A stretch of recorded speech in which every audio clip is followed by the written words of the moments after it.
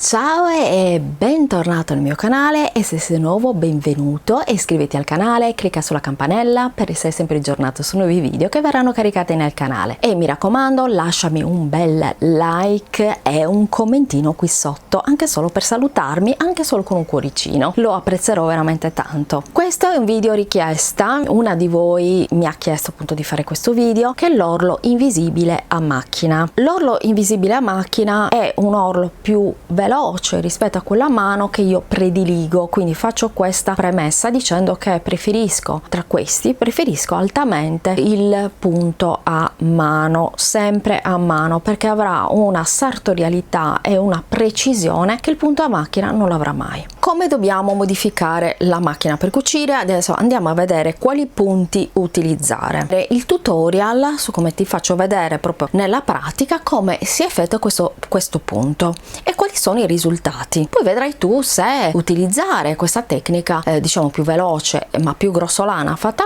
a macchina piuttosto che il tradizionale e più rifinito, a mio parere, punto a mano, invisibile, punto a mano.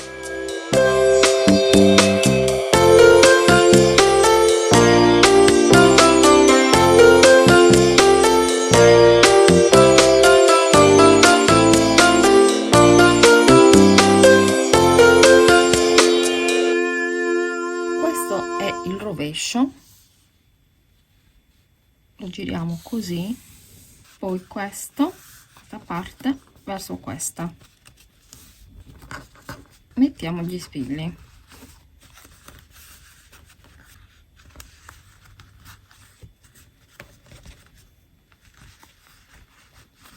così posizioniamo in questo modo. Il piedino, come puoi vedere, ha delle linee qui, bisogna posizionare il piedino guardando questa parte di qui e andiamo.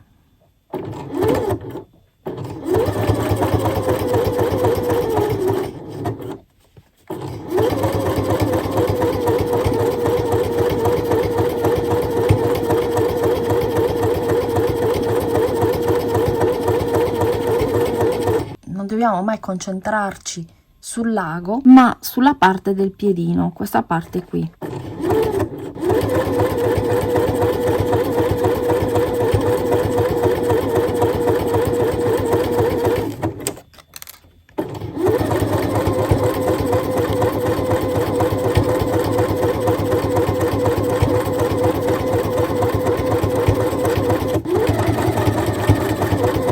Spero che questo piccolo video di cucito ti sia piaciuto e che ti sia potuto essere utile, e allora regalami un bel like e iscriviti al canale e lascia un bel commentino, sempre che mi aiuti il mio canale a crescere. Io ti mando un grande bacio sartoriale, ma soprattutto terapeutico. Ciao e al prossimo video. Ciao!